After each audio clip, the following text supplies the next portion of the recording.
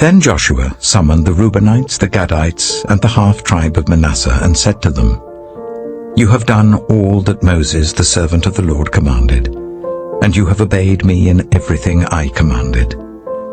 For a long time now, to this very day, you have not deserted your fellow Israelites, but have carried out the mission the Lord your God gave you.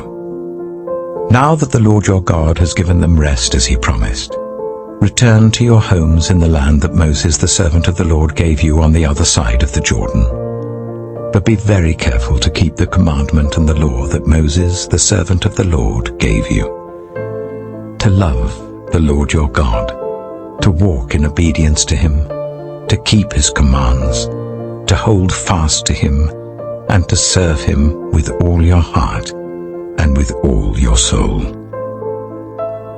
Then Joshua blessed them and sent them away, and they went to their homes. To the half-tribe of Manasseh, Moses had given land in Bashan, and to the other half of the tribe Joshua gave land on the west side of the Jordan along with their fellow Israelites.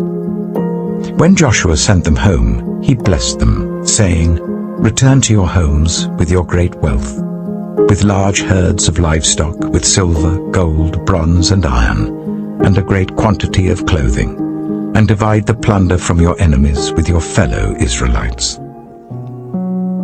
So the Reubenites, the Gadites, and the half-tribe of Manasseh left the Israelites at Shiloh in Canaan to return to Gilead, their own land, which they had acquired in accordance with the command of the Lord through Moses. When they came to Geliloth, near the Jordan in the land of Canaan, the Reubenites, the Gadites, and the half-tribe of Manasseh built an imposing altar there by the Jordan. And when the Israelites heard that they had built the altar on the border of Canaan at Geliloth, near the Jordan on the Israelite side, the whole assembly of Israel gathered at Shiloh to go to war against them. So the Israelites sent Phinehas, son of Eleazar the priest, to the land of Gilead, to Reuben, Gad, and the half-tribe of Manasseh. With him they sent 10 of the chief men, one from each of the tribes of Israel, each the head of a family division among the Israelite clans. When they went to Gilead, to Reuben, Gad, and the half-tribe of Manasseh, they said to them, "The whole assembly of the Lord says, 'How could you break faith with the God of Israel like this? How could you turn away from the Lord and build yourselves an altar in rebellion against him now? Was not the sin of Peor enough for us? Up to this very day we have not cleansed ourselves from that sin, even though a plague fell on the community of the Lord. And are you now turning away from the Lord? If you rebel against the Lord today, tomorrow he will be angry with the whole community of Israel. If the land you possess is defiled, come over to the Lord's land, where the Lord's tabernacle stands, and share the land with us. But do not rebel against the Lord or against us by building an altar for yourselves other than the altar of the Lord our God." When Achan, son of Zerah, was unfaithful in regard to the devoted things, did not wrath come on the whole community of Israel? He was not the only one who died for his sin.